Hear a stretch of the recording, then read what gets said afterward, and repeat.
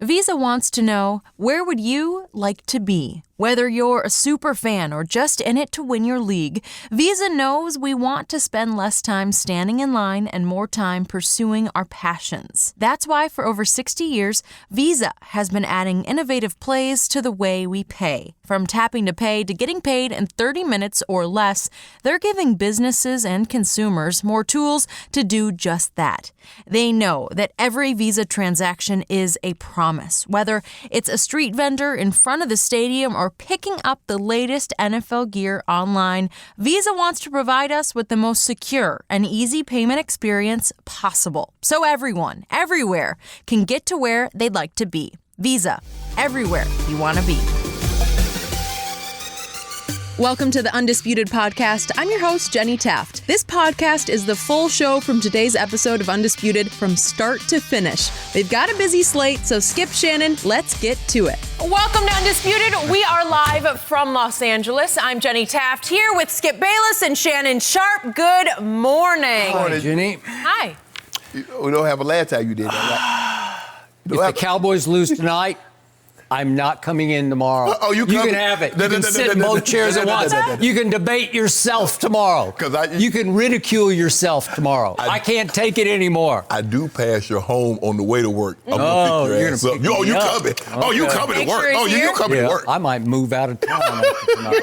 I can't take 6 and 7. Take sick days. I don't know if I see that happening, but we'll have to wait and see. Look at my homegirl, old jumpsuit Jenny. Yeah, thank you. I tried to, really step it up today. We got a lot to get to on the show. Here. Did LeBron go too far celebrating the Lakers' big win last night? And does Baker need to tone it down just a little bit? But first, we've got the Cowboys and the Bears tonight on Thursday Night Football on Fox. And according to Fox Bet, the Cowboys are 3-point favorites tonight in Chicago. Both teams currently sit at 6-6. Dallas will be looking to end their 2-game skid and get back above 500. So, Shannon, who you got? Who wins tonight? Skip. Maybe this is my pride talking. Sometimes I've been known to let my pride get the best of me, Jenny. I mean, sometimes I against my better judgment, I let things like pride and foolish pride, to be exact, get the better of me. You? Yeah, sometimes. Not very often, because I'm very not every single day on the show. Go ahead. Normally, I'm very thoughtful and methodical about how I go about doing things, but sometimes when it comes to the Cowboys, I just like, hell, so what? Skip, when I look at the Bears, I think their defense is still a very good unit.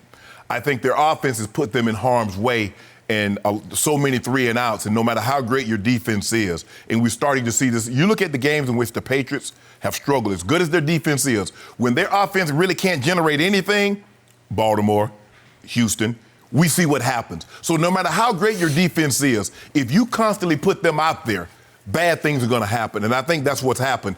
I think Trubisky got a lot of confidence last week, considering they were down 14-0 playing against Detroit. And Detroit still, obviously, they're not playoff caliber team, but they play really well at home. And for them to fall behind 14-0 and for him to do what he did on the road, I think that gave him some confidence.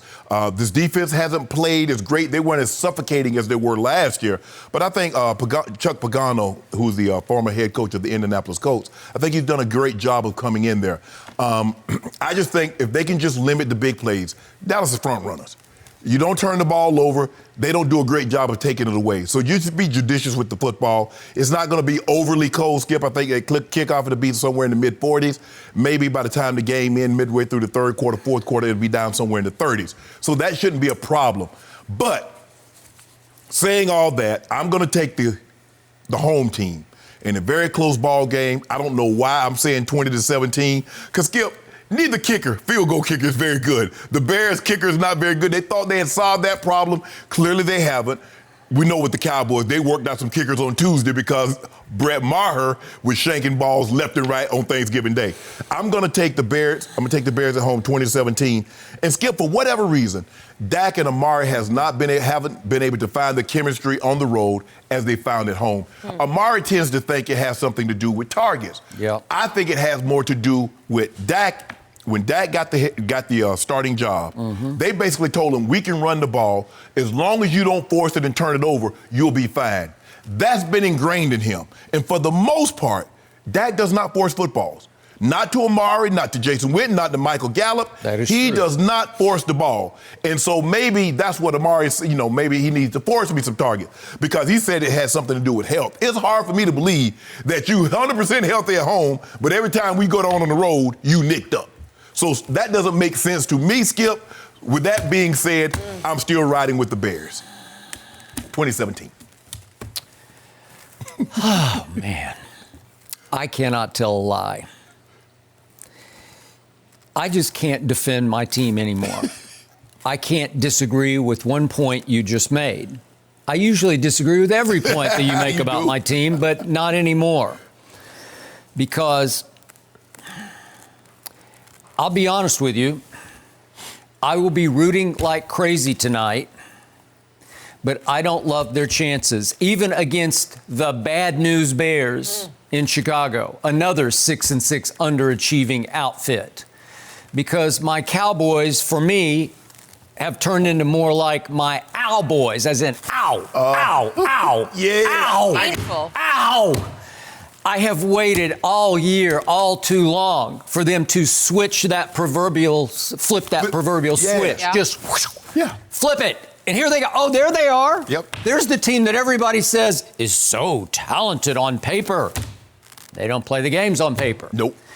And I will root like crazy. They're still a 3-point favorite tonight. I still believe that they will go win at Philadelphia and win this division, or back into this division, or win it by default. Right. However you want to characterize that, I still believe they're going to play a home playoff game. But tonight, I can't make a case.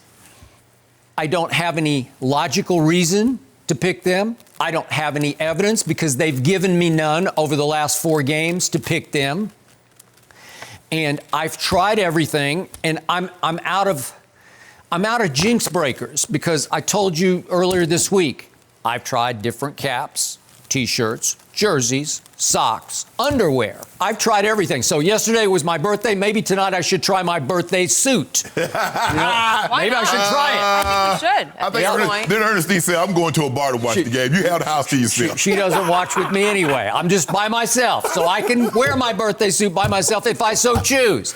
I might choose not to even watch. Oh, you There have watch been it. times where I'll walk around the corner, at least I'll just listen. You don't even listen to the audio, but at least I could sort of listen.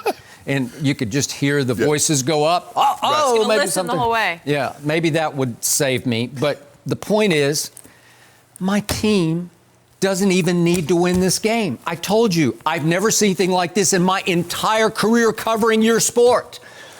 They can lose this game. They can lose to the Rams 10 days away at home. And it doesn't matter because if they go to Philly and win, which I believe they can do, I believe they will do, they can come home and beat the Redskins. They win the division. But don't you think, Skip, for their psyche, Sure. and for Jerry's heart, they need to win this game? Okay, just because you need to rebuild a little momentum, Correct. a little self-confidence, Yes. a little bit of faith Yes. in who you are and what you're able to do. Correct. Against a 6-6 team, that it's like I got the lesser of evils going on here because the Bears have underachieved maybe worse than the Cowboys. Because the defense, it's still 4th in points allowed, but it doesn't seem like what we thought it was going to be. Right. So I remind you, the Bears have won 3 of their last 4 games. Right. My team has lost 3 of its last 4 games. Right. Now, those 3 Bears victories were 2 Detroits and 1 Giants. You impressed? Nah. My 1 victory in the last 4 was Detroit. So they've beaten Detroit twice in the last 4. We've beaten them once. So y'all got whoop-de-doo. Detroit got 3 losses between these 2 teams. So I remind you again, my team still has not beaten a single team in this league with a winning record. Not one. And by the way, the Bears do have one, dare I say, signature win. Just one at home over Kirk Cousins and Jenny's Vikings. It was 16-6, and Trubisky got hurt early in the game. And it was Chase Daniel the rest of the way. But it was 16-6 because they sacked your 3rd cousin or 4th cousin. They sacked him. He's higher now, right? Yeah. What is he? First? He Campo. Kinfolk, okay? They sacked your kinfolk 6 times in that game. 6 times, because Khalil Mack can still rush the passer. Right. And Kirk Cousins had a QBR in that game of 15 on a scale 0 to 100, so he was the bad old Kirk Cousins. Right. And that's their lone signature win that they have this year. So I'm going to go Bears tonight.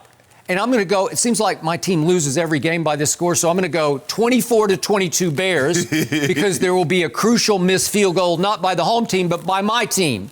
Because to your point, my team brought in 3 no-name kickers to audition for the job of Brett Maher, and for whatever reason, they chose to stick with Brett Maher. But now he clearly has heard via the media or however else he would hear. Yeah. They brought in 3 guys to replace me. Well, Skip, probably he was out there kicking on Tuesday on one end, and when they had 3 kickers auditioning for his job on the other end. I think it was on the weekend that they brought him in, but whatever. Whatever, he knows. Yeah, of course. So his confidence was already shattered to me because he went completely south mentally. So whatever's left of his destroyed confidence is nuked. Right. Because he's going to go into this game on national TV in Chicago, think he's just not going to have any faith in himself. So this game, to me, will come down to which quarterback you taking. Dak Prescott? I love Dak Prescott. He's the only reason my team is even 6-6. Or a guy I have little to no respect for, Mitchell Trubisky. Yeah, and he's the reason why your team is 6-6. Okay. Good and bad. Okay, good and bad. And I will give you that. But he is up against a very good defense that will play with pride at home. And that defense will take the ball away. My team has not taken the ball away one time in the last 4 games. In a month. That ties a franchise record low, and they'll probably break that franchise mark tonight. I'm counting on it. Well, you could be right, because my team is 26th in the whole NFL in takeaways. My team is dead last in interceptions with a grand total of 4 in 12 games. 4? That's going to be some kind of record, too. It seems like New England was getting 4 a game for the first 6 or 7 games, they were. Right? Yep. So tonight, missing from my defense is my starting safety and the only one I really trust, Jeff Heath. Yeah. Out. One of my stud young linebackers who have not played up to their potential this year. Wolf Hunter is gone. Leighton Vander Esch not playing tonight with a neck injury for the 3rd straight game, and I hope he can return, but that could be, as you know, serious business. Absolutely. Antoine Woods, people probably don't know, he is my number 1 anchor run stuffer in the middle of that line. It's the reason that against Seattle last year in that playoff game, he was the one who took over the middle part of the line and said, Seattle, you can't come here today. Okay. Seattle came in leading the league in rushing and left with a grand total of 73 rush yards. And we won that game, that magic score, 24-22. So you take those 3 away from my defense.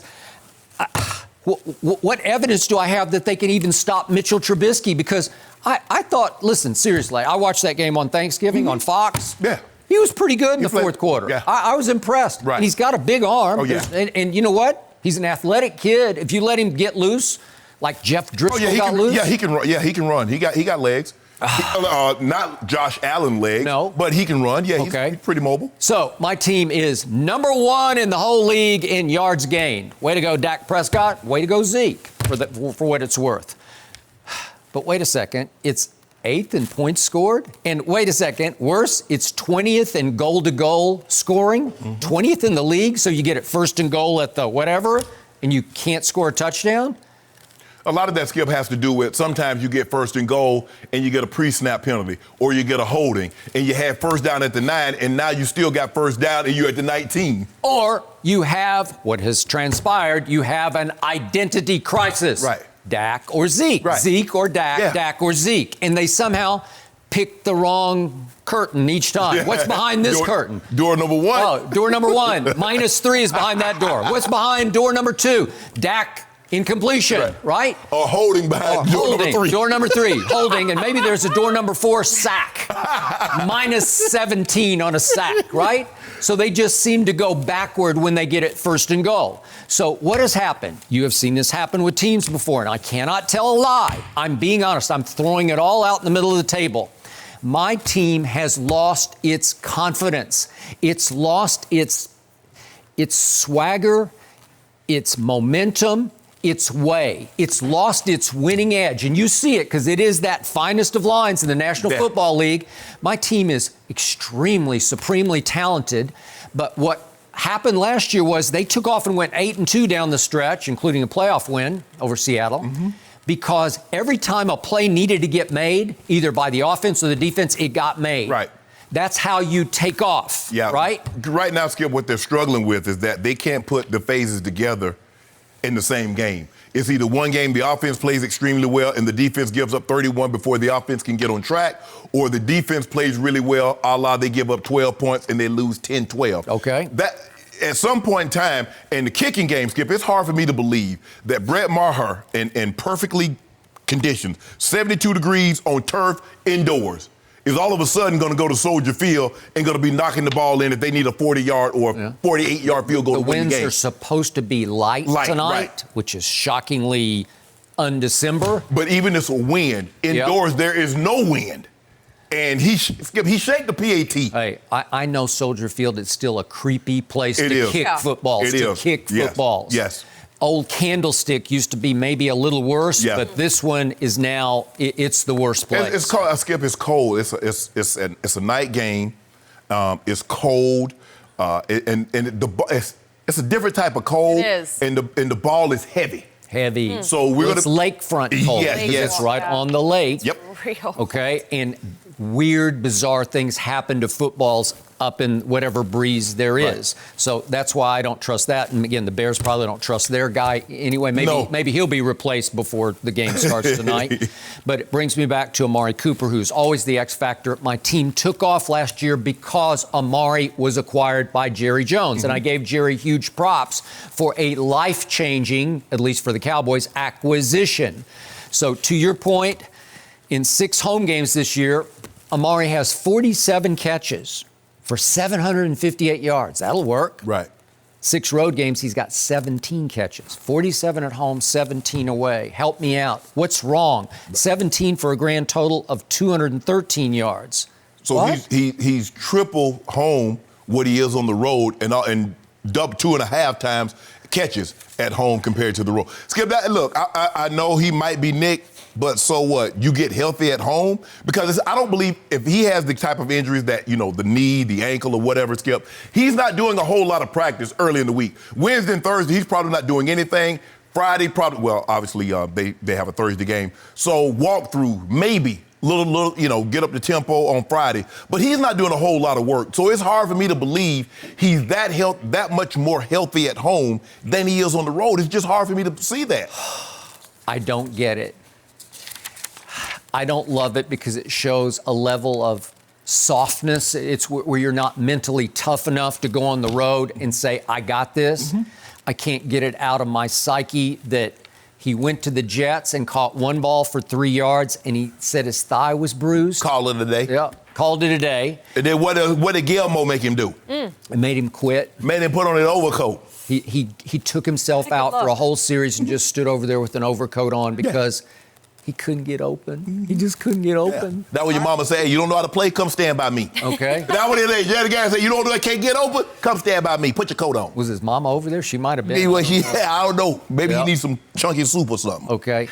Do I love Amari Cooper as a route runner? You better believe I do. And going into the New England game just 2 games ago, Pro Football Focus ranked him #1 in production of wide receivers in the whole National Football League. He can be that great. Dak can be that great. Zeke can be that great. So, you have beaten on me all year about Zeke. So what's my only hope tonight? Zeke Maybe they flip the script. Maybe they just say, okay, we give up. We're not a passing team. It will be kind of cold, not really Chicago cold, but by Dallas standards, it's going to be freezing to the Cowboys. It will be, because Dak, the truth be told, he does not like any cold weather games. He's been practicing with the glove on his right hand. I don't know if he'll even need it tonight, but maybe he should be handing off all night. Maybe we should see if Zeke is that guy. I haven't seen that guy. I still fear Jerry way overpaid him, giving him $50 million guaranteed. He has not lived up to what he used to be once he got his money. My greatest fear is he got his money and kind of put it in a little neutral, just cruise control. I just think the opportunities, and Skip, the thing is like, Zeke is a runner. He's not a home run hitter. Zeke is a singles and doubles guy. And then occasionally, that single and double, he'll catch you lax, and then he'll, turn a double into a triple. But for him to think he's going to hit his head on the goalpost, like I said, there have been very few guys that run to contact and still have breakaway speed. Earl Campbell had breakaway speed.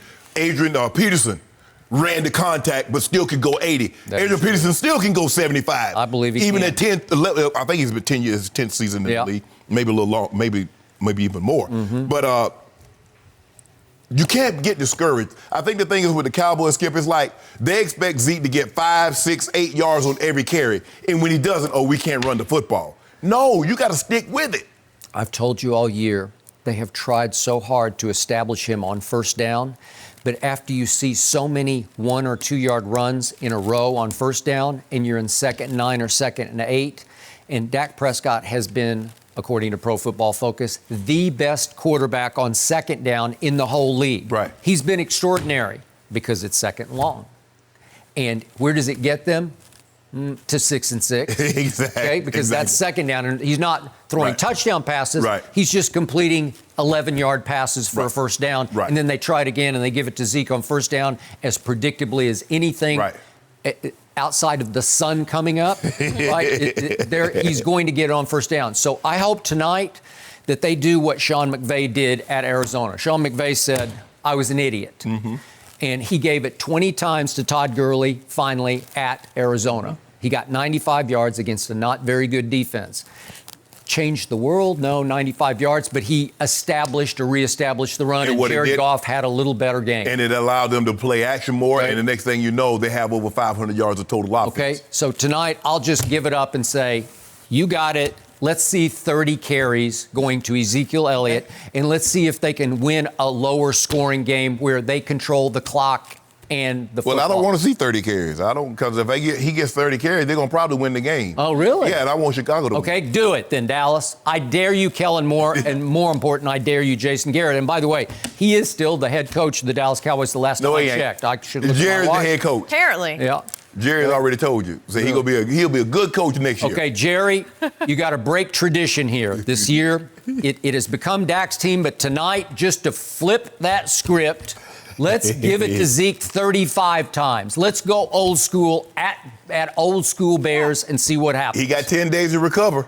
That would be fitting. He has 10 days to recover. Yeah, I just don't even see my team getting up for this game because these teams have little to no history. Yeah, very little. And nobody can remember what I witnessed because I covered the game back in 1985 when the Bears had their one great year and one great team. Oh, they ran against ED. But when late in the year after the... I was thinking the playoff game. Yeah, you're thinking the playoff game. But late in that year, they came to Dallas, and it was a big NFC showdown. And guess what the final score was? 44-0 Chicago. So that's the only history I know between these teams was the debacle that was that night. And something is telling me in the back of my mind this is going to be a debacle on a much lower level. Yeah. I don't know. Well, what did Dak say? You don't need extra motivation when you're 6 and 6, and hopefully they're still saying that. I hope the rest of them see that. Everyone. Zeke said we have to execute, so will they execute tonight? I'm looking forward to it. No mercy. All right, LeBron dropped 20 points and 12 assists last night in the Lakers' win against the Jazz. The low light of the night for LeBron, though, was in the first quarter when he picked up the ball mid-dribble and walked several steps before dribbling again, which the refs somehow did not call traveling on. After the game, LeBron said he had a malfunction and said it was, quote, one of the worst things I've ever done in my career. So, Shannon, what do you make of what happened? Yeah, it was pretty bad, Skip. Yeah, it was pretty bad. I think this might have been worse than the one Russ had a couple of years ago, Skip, where the ref had the guy handed him the ball and he just started walking with it. At least he started walking bounce. Right. Yeah. He just started walking. I've seen that a couple times. But LeBron was dribbling, picks up his dribble, walks like 3 steps, and stop dribbling again. Skip, normally when we see refs miss a call, it's like the guy picks up his dribble on the way to the basket for a layup or something like that, or he forgets to put the ball on the floor before he takes off, and because they're calling traveling a lot more this year than what they have in the past. True. But at the top of at mid-court, when it's just LeBron and the defender and the official is right there. Mm-hmm. To miss that, so however many turnovers LeBron ended the season with, Yep. We just go add one to it. Okay. Because this was one, Skip. Now, his stat line is going to say he had 12 assists and 1 turnover. But in actuality, he had 12 assists and 2 turnovers. Skip, I still don't know, because I'm thinking the referee's thinking, I know, you know what? I know good and D well LeBron James ain't just dribble the ball, take 3 steps and start dribbling. There's no way. So I can't even call it. There's no way he did that. He did. He did it, Skip. And it shocked me. I'm like, and even the people on the side, Skip, the people in the front row, Bogdanovich is right there. What are you doing? You're not gonna call this, because if you don't call this, I got no chance of guarding him. It's already they already tasked me with an impossible task. But now you just gonna let him just pick the ball up and just carry it like he's carrying a football. He had a malfunction, Skip. You know, sometimes you're doing. My grandfather used to say, "Boy, trying to do too many things at once." Yep. So it's like, okay, he's getting ready to throw, because it looked like he was getting ready to pass the ball, and he said it. I was getting ready to pass the ball to KCP. He and Donovan Mitchell collide. He goes down, and so now I start dribbling again. So he's trying. You know, that's how his brain works. He's a savant. You know what I'm saying? He really Rain Man on the he's Rain Man on the basketball court. Call him Rain Man with gym shorts on. That's what he is. Savant. He can see things before they even transpire. He knew this was going to happen. So Dustin Hoffman will play him in the LeBron. Yeah. No, I mean, Dustin, not a good fit. Unless he could, you got to work on the jump shot. Yeah, Skip, but this was an egregious error, and the officials missed it. I don't know why they missed it. Only thing I can think of, there's no way LeBron picked his dribble up, walked 3 steps, and started dribbling again. But that's what he did. So they missed it. LeBron was right. He feel bad for the officials because they're going to get downgraded, and it's probably might hurt those guys for an opportunity to ref a playoff game, because at the end of the day, Skip, just like you're an NBA player or a player, you want to advance to the playoffs. Yep. That's what these officials want to do. That's true. ultimately how they're graded. That's how you're judged. That's why Joey Crawford and all these guys get the big names. Skip. Not the regular season games. It's the postseason and finals games. That's where you're like, whoa, I'm on a big stage. So they blew this one. They blew it. Did they? I'm trying to figure this out, and I'm wondering, is it possible LeBron had a senior moment? Oh, no. Did he have a senior moment in year 17? Because the more I watch this, the more unbelievable it gets. Because to your point, I've said this from day one about LeBron James. He has the highest basketball IQ in all of the game. And I don't think it's even close. This man is in his 17th season. He has played more than 57,000 NBA minutes. And you know and I know, when he first started dribbling a basketball, I don't know, was he 3 or 4? Yeah. The first fundamental rule of basketball he was taught, or he learned on his own, was for every step you take, you have to dribble the ball. That's just, isn't that the most rudimentary rule of all? Yep. The whole game is based on you have to dribble for each stride that you take. So the other bizarre aspect of this malfunction was it didn't happen in the fourth quarter of what had become a blowout by then. Right. It actually happened fairly early in the game, and guess what the score was at that point that happened? It was 11-3 Utah. At home, Utah had made its first 4 shots. Bogdanovich, that you just spoke of, had made his first 2 3-point attempts. Joe Ingles, who's just disappeared for most of the season, actually made his first and only shot of the game. He made a 3. Only 2 games that Joe Ingles has started was against the Lakers. There you go. And so he makes one, and then they had another Rudy Gobert dunk, and all of a sudden it's 11-3 Utah. So you can't tell me that LeBron had lost focus because, once again, they were steamrolling another Western Conference opponent, because they were not at that moment. Correct. So there was no reason to lose focus, but LeBron did say, and this is the truth, that he got momentarily distracted because KCP and Donovan Mitchell along the baseline right under the basket got tangled up. They ran into each other, and briefly, but only briefly, KCP goes down with one hand on the floor but pushes himself right back up in a flash. And yet it's possible, I'm trying to give him the benefit of the doubt here, it's possible LeBron was thinking in the back of his mind, is this going to be a little fracas? Is this going to be maybe a fight? Am I going to have to run down and try to split them apart? Sure. Are they going to go at it? Right. And maybe he started walking with the basketball thinking, I'm waiting for the whistles to blow because there's maybe going to be a double technical or somebody's going to go to the free throw line. So I might give him that. But now I go back to the refereeing question. I have to go to the closest referee in proximity to this play. Right there. Jason Goebel, he wears number 68, a former Miami police officer in his third season reffing NBA games. He has a brother who also refs NBA games. I'm just going to put myself in his skin. I guess he's thinking in the back of his mind, this is LeBron James.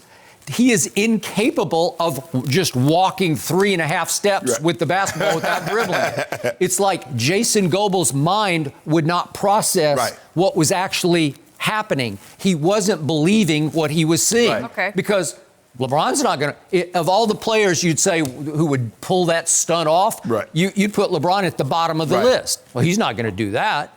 I don't think I've ever seen that before where he just checked out for a moment mentally and lost it, and Jason Goebel went along with it and thought, I can't do that. I can't call him for that because he's incapable of doing that, right? Yes. Okay, now here's the most bizarre aspect of all, the weirdest angle of all. LeBron claimed that he didn't even know that he did it because he said, according to Dave McMenamin of ESPN.com, he went to the halftime locker room unaware. Right. Oh, so wait a second. You just completely checked out for a moment? Yeah. You went somewhere else? He said, the coach told me. Skip, Danny Green said, when did that happen? Danny Green didn't even know it happened. Okay, I get Danny Green because it just came and went so fast. Remember, the play continued. LeBron went ahead and kicked it to the wing to KCP. He did. And the play just went right on. Right. Like as if it didn't happen. Right. Okay, so which coach? See, how would it transpire that a coach would inform LeBron? Because bro, you know you walk, right? Okay, but wouldn't the coach think that he did already know that he walked? Yeah. Okay, and I'm going to guess on this because the coach he says talks most to him is Jason Kidd. Sure. So I'm going to assume, I could be wrong, that it was Jason Kidd. It could be Lionel Hollins. It could be anybody. Yeah. But I'm gonna say right, Jason Kidd. Yeah. So to your point, Jason must have commented on it, maybe even made kind of a joke about it. Can't believe you did that. And if LeBron's telling the truth, and I'm going to believe he is, that he said, I did what? You walked with the ball. You took 3.5 steps without dribbling. Normally you travel that far. You need a passport, Jenny.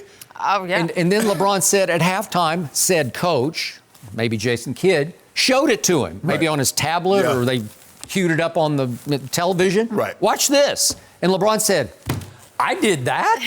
What? Seriously? Okay, so I'm trying to figure out, he was very humble about it. So he did own it after the game because sometimes he'll just make an excuse, I don't know. But he completely owned it. And he started to say, if you see the first of his remarks, it was the worst thing. And then he corrected himself, probably one of the worst things I've ever done in my career. Right. And I give LeBron credit for this point, too. McMenamin pointed out that a fan heckled him during the game about it, and that he heckled himself back and said, you're right, that's one of the worst things I've ever done in my career. He said it to the fan courtside. Right. Yeah. Okay, I give you that. Right. But here's the other point. We've seen some of these things happen to LeBron. Like, remember last year, we had a couple of little incidents where I'm saying, LeBron, what are you doing? Do you remember what happened? I don't know if we have this, at Phoenix. You know we got it. Okay, well, I don't know if we have it or not. Oh, wait, there it is. You don't know we got it. Look, he just threw it in off the backboard. The back of the backboard. Jenny, we just so happen to have it queued up. I know. It's the same kind of thing. Now, I chalked that up to he had sort of lost heart because he didn't think his team was good enough to win games. But just to throw it off the backboard, it's like, LeBron, what are you doing? He was trying to throw it because he didn't want to hit Tyson Chandler in the head, and he was going to throw it to Case Ingram. And it highest IQ in the game. You don't miss a thing. Okay. And then remember the one where you roll the ball up the floor? Maybe you're just checked out mentally where you're rolling and you're rolling, and then you forget what you're doing, and then you just kick it out of bounds. Look, the play that LeBron happened, that might have happened in the finals. Didn't that play happen against the Lakers and the Celtics one year where they hit the back of in Game 7, I think? Skip, it happens. We've seen plays like this. Boy, I haven't seen that. Skip, from LeBron? Skip, LeBron James was dribbling the basketball. He picks it up in mid-dribble, takes 3 steps, starts dribbling again with the official 10 feet away. Okay. And then I'm going to bring this one up, too. The other night at Denver, it's still a relatively close game. It's 90-82 with 8:44 left. And LeBron takes a 3. This is him walking again. He takes a 3. Right. And he's checked out mentally because he's a pretty good three-point shooter. He's not great this year, but for his career, he's decent. Right. And he misses it a foot left. Right. Like that's lack of focus. That's because it's uncontested. He just takes a 3 and it hits the backboard at least a foot away from the rim. Well, that's where you've just checked out mentally. You're not with us anymore. And sometimes I wonder, does he have so much going on off the court? So much. No. You want to talk about irons in the fire? Nobody has more irons in the off-court fire than he does. With all of his, you know what it is, the shop and the website. But that's why he has great people. He has great people. True. That's why Mav does a great job. Randy Mims does a great job. Rich Paul is doing his thing. Savannah, which is the glue that holds the kids, make sure everything is taken care of in that aspect. So Skip, that's why he's averaging 25, 11, and 7. Because all he can do is just focus on that. Yes, there's a lot of iron, but the biggest iron, basketball. I would agree with that. But every once in a while, his mind is elsewhere. And his mind was elsewhere last night when that happened. Yeah, it's going to be a moment. I mean, it's like, You're bound to have those. Yeah. Every Every once that in a while. long. yeah. I don't remember Jordan ever having a moment. Whatever. Yeah, you did. Never. Yeah. I just Stop don't. it. I bet I don't. some Jordan tape airballed we a find. couple of free throws too, but I don't want to cue that up. We pull the tape. Because I'm trying to get these Dior Jordans that Kim Jones came out with. So I ain't trying to cue. Yeah, I ain't trying to cue up nothing. Huh. You want me to cue up the LeBrick free throws just from this year? Okay. So now I Thank know. What were we last night, Skip? 1-on-1. 1-on-1. That's 70% right there. You want to increase? What do we got? 5K? I'll go 10 cases. No, right now. Skip. No, You said 75% or better. Okay. Good luck. Yeah. You have to hit, like 25 or 25. Now we got to hit 24 now. Oh, good. That's if we want it all back in one shebang. Sure. But we're going to gradually see. We slow walk this thing. It's a slow process. It's a process. You have it all figured out. Now It's so you're interesting. fixated on the free throw shooting category of every LeBron box, right? Every single one. All I know, he's been perfect the last 3 games. I don't even know why I brought that up. No mercy. Well, here's the thing, guys. The malfunction wasn't the only interesting thing that happened in last night's game. LeBron was on the bench with the Lakers up 20 in the 4th and, celebrated a Kyle Kuzma block by jumping up and down on the court with no shoes on after he had given them away to fans. So he had given them away. The Jazz broadcast team took exception to LeBron's celebration. Take a listen. Look at LeBron. He's on the court. With no shoes, mind you. What is going on here? That's some disrespect right there. Please. Look at LeBron onto the court. No shoes on. Yeah, he'd given his shoes away to a fan behind the Laker bench. All right. That is some Interesting. disrespect. Shannon, Good job. I start with you. Inbounds or out of bounds by LeBron? The first part is the part that everyone should have issue with, because LeBron is actually on the court and the play is still going on even when Kuzma blocked the first one. So LeBron starts to walk on the court. It's when he blocks the second one, LeBron is like inside the 3-point line. That was a little bit out of bounds. Okay. But for them to take the kind of exception that they did, Skip, this happens all the time in blowouts. When guys that don't play a whole lot get in the game and they do something. Now, Kuzma has been a starter. He's rounding his way back in. But we don't think of Kuzma as blocking shots.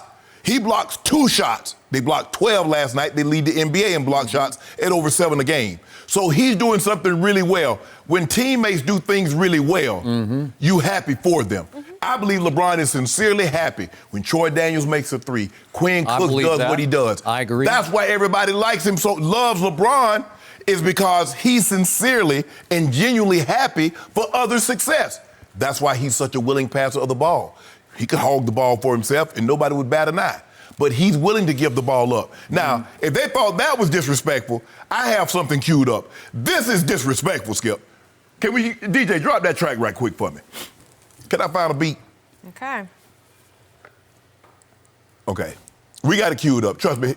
Now, Skip, you and I, we talked about this, Skip. They flipping a bottle. Mm-hmm. That's different. Come on, Skip. At least they were celebrating a play last night. Somebody had done something good. We're celebrating. That was LeBron's Cavs. Yeah. That was. Yep. It's been a while, but. We bottle flipping on No, you guys. that's different. But let me tell you something, Jazz. You don't want somebody to be disrespectful? Do what you're supposed to. Y'all can stop all that. You don't want me to talk in the game, Jenny? Shut me up. Don't let me get in the end zone. Okay. Beat my team. I ain't got nothing to say. Hey, they play better. No, just see that now they getting all touchy. They all in their fields. You know what we say, Jenny? They all in their fields. That is some disrespect. Yeah. We came to your house, one of the toughest places there is to play, and we beat the brakes off you. That's what you're mad about. And he's doing it with no shoes. After both of those guys had seen LeBron give those shoes to two kids who ran back up in the stands with him like they had got a gift from God. Best day ever.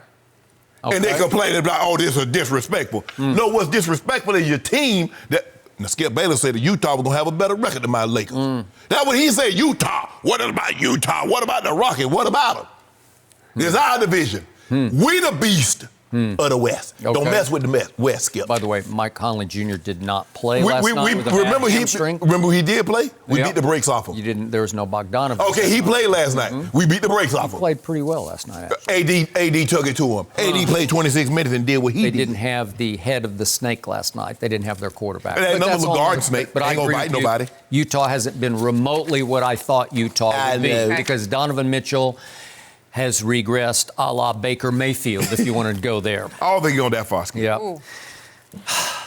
This was clearly out of bounds by LeBron James. But I'm going to give you this. What I do love about LeBron's spirit is he still has a lot of little kid in him. I love that about him. Okay. He can get giddy happy when happy things happen. And last night, a very happy thing happened because they won back-to-back at the two toughest places to win at in the NBA. Denver had by far the best home record last year. I'm not sure where they are this year. It's close to the top. But they were invincible at home last year. So the Lakers went there and cleaned them out and put them back in their place. And then went back-to-back at Utah, which LeBron flat out said after the game is the toughest place to play in the NBA. And they annihilated Utah. That they basically stripped them of whatever pride they have and said, no, you do not belong on the same court with us. And LeBron personally had lost 7 straight. I was going to get to Utah that. going back. This is LeBron's personal house of horrors. Yes. Because you have to go all the way back to December 8th of 2010. 2010, yes. To find his last win. It was the first go-around with the Heat. Right. But remember what happened the second go-around with the Heat? That game that night was one of the classic early games in which LeBron had the shot to win the game. They're down, and he passed it to Udonis Haslem. And on the old show I did, we must have talked about that for 2 months. Did he make the right basketball play here? And LeBron said after the game, I'm sure the chatter will start, and the chatter started.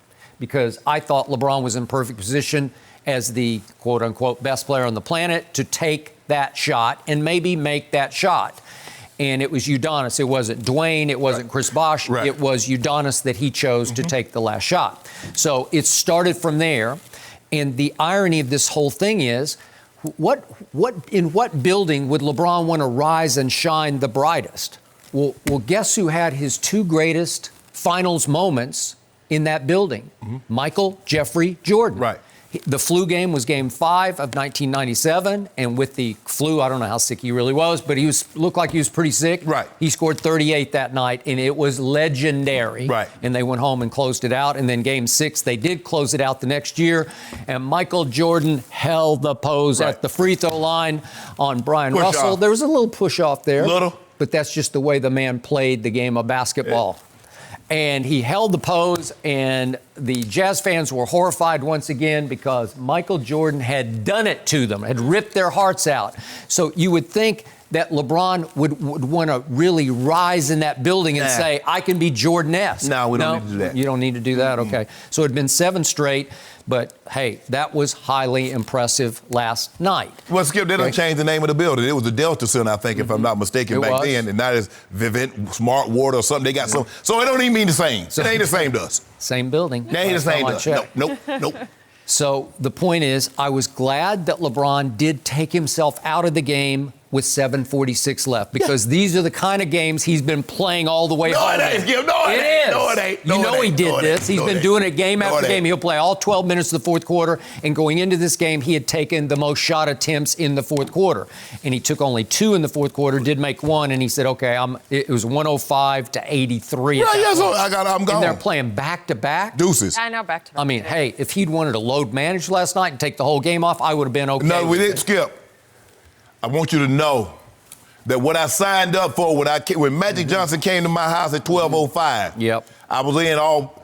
Genie Bus pays me a salary to play. This is why I make 35, 37 million. To play. He's trying to make a statement. I am the anti-Kawhi. I play every night, every quarter, every minute. Skip, ain't nobody gonna mistake Kawhi for LeBron James. Kawhi will never be LeBron James. I think LeBron is a little threatened by Kawhi. By what? It's Kawhi Town now. No, it's a cow town. That's what the commercial says. Stop it. Yeah, I don't do know. a commercial. LeBron don't do no commercial with no shoes. Nike asked him, say, LeBron, you want to shoot a commercial? Say, I wish I might. I got the number 2 seller behind Brand Jordan. Yep. Okay. So here's where LeBron cannot get out of his own way. He cannot help himself. What do he do? When he goes to the bench with 7:46 left, he still has to be the center of attention. And I will say this, Steph Curry is just as bad as LeBron. Yeah. When he goes to the bench, there's got to be a lot of antics over there, because it's like, hey, everybody, I'm not in the game, but look at me. Look what I'm going to do. But guess what would have happened? Now, they doing all this, and LeBron stays on the sideline. He can't even get excited for his teammates. Well, it's one thing to get excited. Get excited. It's another thing to dance out on the floor in your socks and then slide all the way like you're surfing all the way back to the bench. Well, let me tell you what I used to do. If we were out of the game and somebody scored a touchdown, hey, before he crossed the line, I'm already running on the field.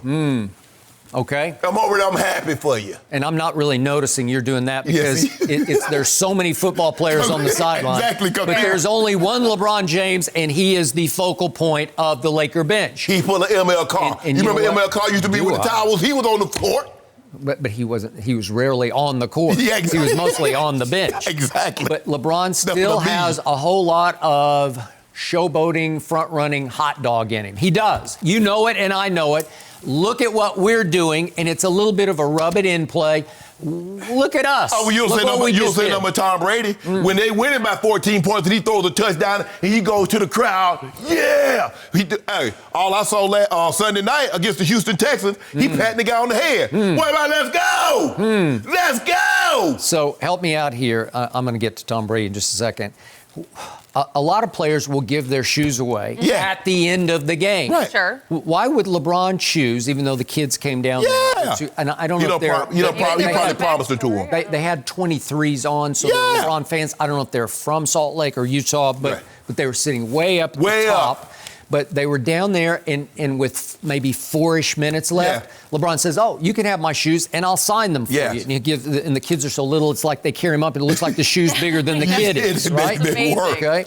And they look like oversized shoes because the kids were so little, but they're LeBron shoes. Right. Okay, so that's a cool thing, but shouldn't you at least wait until the game is over to do that? Nah. Because that is the height of disrespect. You're giving your shoes away with 4 minutes left, and it's causing a big distraction on that end of the floor. I wish you'd have gave them away at the start of the fourth quarter. Let you know, well, I'm so confident we're going to beat the brakes off you, I'm giving my shoes away and I don't have any more. Really? That's what I'm doing. That's what you Skip. If you look, I'm a firm believer. If you're gonna be disrespectful, be openly and blatantly disrespectful. Well, shouldn't you at least respect the game, if not the jazz? Just respect the game. I did. Just wait until the horn goes off, and then say, "Here, you guys want these? Let me give you my shoes." I'm gonna tell you how you stop a player from being disrespectful. Beat him. Yeah. That's it. Okay. I think people used to get upset. Man, T.O. dancing. I said, y'all want to see T.O. dance? You don't want to see him stand on the star? Keep his butt out the end zone. That's your job. It's not T.O. to stop dancing. It's your job to make him stop dancing. So if you don't want LeBron to give his shoes to the kids at 7:31, keep him in the game. If you don't want LeBron to have a towel and dancing on the floor, keep him in the game and beat it. They were lucky he wasn't in the game because usually he would play that all the way out. Well, if it had and he been, would stuff that stat sheet. So if we play all the way out, now we not on the court, we play this thing all the way out, we beat you by 40. You gonna say, why is LeBron in the ball game? Because y'all didn't want me to be disrespectful on the sideline, so now I'm gonna be disrespectful on the court. So he couldn't just go over there and clap like the rest of the bench players do? That's that, but no, that's not us. That's not us. That's Not not how what you we do it. You're Hollywood. No, Showboat. what we do is that we are sincerely and genuinely happy for the success. Not just Anthony Davis' success, but when Caruso catch one on the bounce. Bam! Run out to the court. If it was me, if Caruso had caught that one like he caught in at the Nuggets Pepsi Center, I'd have been a center court to have dap him up. Good job, bro, and run back out the court. Would you? Yep. Should be a technical foul. Yeah, I don't care about no take. I'm letting him know I got your back, bro. Well, you admitted when you first started talking that he was actually running on the court while the play was going. He was. Okay? Maybe that was He was. the error. That was a bit too much. But he did come back. He ran back. Yeah, he ran. Well, he didn't run back. No, he surfed back. He slid in. It doesn't bug me at all. I'm surprised this got so much attention. I really am. I don't. It doesn't. That's he had pulled that Tom Cruise in Risky Business. When Tom Cruise was dancing and he slid. Basically. Y'all mad. LeBron. You try to y'all announcers. You should analysts. You should get mad at your team. They the one that's disappointing you. That's what's disrespectful. Well, they've lost, what, 5 out of 6 now?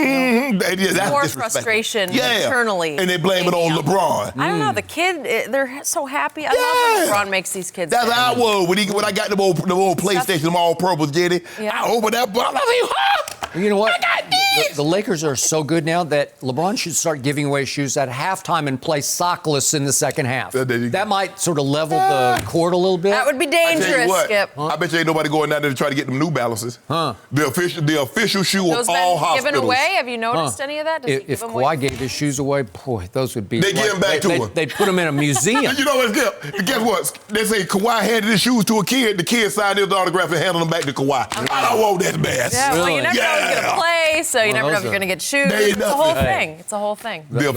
That's the official shoe of all hospitals in the U.S. Really? They say by 2022, every hospital got to have New Balance for their Gotta see if they're very for their staff. All right. No mercy. According to Pro Football Focus, Cowboys quarterback Dak Prescott is the league's second most valuable player. This is based on Pro Football Focus saying Dak is worth more than 2 wins above replacement through 13 weeks. Dak leads the league in passing yards and is top 3 in touchdowns this season, despite the Cowboys being just 6-6, which we know well around here. So, Shannon, do you agree that Dak is the second most valuable player? Hell no. You didn't even let me finish. No. Skip don't even believe that either. So he's worth 2 more wins. So in other words, they'd be 4-8. The MVP can only get you 2 more wins? So I want to know what would the Baltimore Ravens record be without Lamar Jackson? What would the Seattle Seahawks record be without Russ? And you mean to tell me, Pro Football Focus, darling, Tom Brady, he more valuable than Tom Brady? They married to Tom Brady because Tom Brady could do no wrong in their eyes. Tom Brady could throw 5 interceptions in a game, and I guarantee you they give him a 45 QBR. Anybody else throw 5 picks, their QBR ain't gonna even register. Skip, they need to stop this. So how much value than a guy that's 6-6? With all those Pro Bowlers, guess who only went to the Pro Bowl? Zeke went to the Pro Bowl last year. Zach Martin, Tyron Smith. Amari Cooper, Byron Jones, DeMarcus Lawrence, all those guys in the Pro Bowl, and you're 6-6. So where's the value, Skip? Where's the value in that? There is none. My turn? No, it's not your turn just yet. 6-6, and you're going to talk about this. Hey, Mo, really, Skip? They ought to be ashamed of themselves. Are you asking me? Or No, they ought to be ashamed of themselves. Okay. You should be ashamed that you get. I haven't spoken yet. I took my blood pressure medicine this morning, so I'm really composed. People at home. I took my pure spectrum CBD because I needed it because I had a feeling.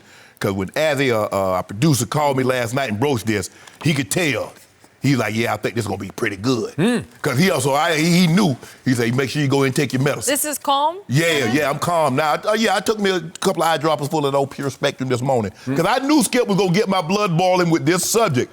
But in Dak's value, he's not... I want to know who's first, Skip. Can you tell me? I'm asking you. Do you know who's first? I didn't even look. That's why it's some bullshit. I assume it's Lamar Jackson, but I don't know that. But what about Russ? So how many games do you think Seattle would win with their backup Geno Smith? Tell me when it's my turn. I don't want to keep asking these rhetorical questions. Okay. I will turn it over to you. How many games would Seattle win with their backup Geno Smith? I think without Russell Wilson, they would have lost 3 more games. Maybe 4. Skip, they're 9-1. They've had 10 one-possession ball games, 9 of 10 of which they've won. And you think Geno Smith? Skip, Geno Smith couldn't find a home anywhere. Not New York, not either one of the New Yorks. It doesn't take into account who the next guy would be. It's just Geno over replacement. Or who's the replacement? Geno. It's just over average replacement. Oh, well. Little do they know the guy they talk about is average. So average over another average guy. Tell me when it's my turn. It's your turn. All those players you just mentioned have all supremely underachieved all year. None has lived up to his contract, starting with Ezekiel Elliott, Zach Martin, Ty Smith. Who else? Amari. He doesn't have a contract. Well, Travis Frederick was out last year. Okay. He's been pretty good, but not what he used to be. Byron Jones, no. No. Well, D-Law? How about D-Law? $100 million contract? No. What about your boy? What do you tell me about the Dallas pass rush? It comes and goes, but it mostly goes, right? Yeah, it never arrives. It never arrives, okay? So only one player has played beyond expectations, and it's the quarterback. He has had an extraordinary year. If you look at the overall numbers, they are eye-popping. They're better than Russell Wilson's overall numbers because there's so many firsts in so many categories. Again, he led the whole year in QBR until the last couple of weeks. Now he's third, which is no shame in that. It is shame in that when you've been leading.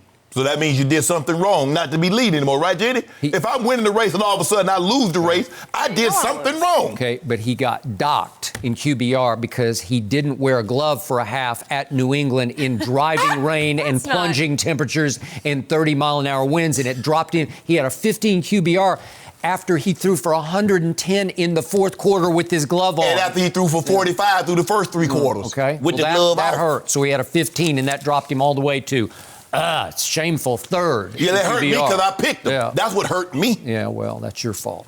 So Dak Prescott is first in yards passing. He's number 1 in what are deemed catchable passes. He's number 1 in passes for first downs. His offense is number 1 in third down conversions, and that's mostly because of Dak Prescott. Yes, it is. He's been far more responsible than the underachieving running back. You hear that, Amari? Now, you say Amari changed his life. Okay, but now you ain't giving Amari no credit. No mercy. LeBron and the Lakers had no problem in back-to-back road games. After handling the Nuggets Tuesday night, the Lakers disposed of the Jazz last night. LeBron had another double-double with 20 points, 12 assists, and Anthony Davis added a team-high 26 points. The Lakers ran away with it, outscoring the Jazz by 27 fast break points and cruising to a 121-96 win. Fox Sports NBA analyst Chris Broussard with us now. Chris, could this be an all-time great team? All-time. Well, first of all, let me say this. We are way out, uncomfortably so, ahead of ourselves. Okay. Because you're not speaking for that guy. It's over. Look, even though I picked the Lakers, they're my preseason pick to win it, and I feel good about that. I do think they're the best team in the league. I am not totally sure.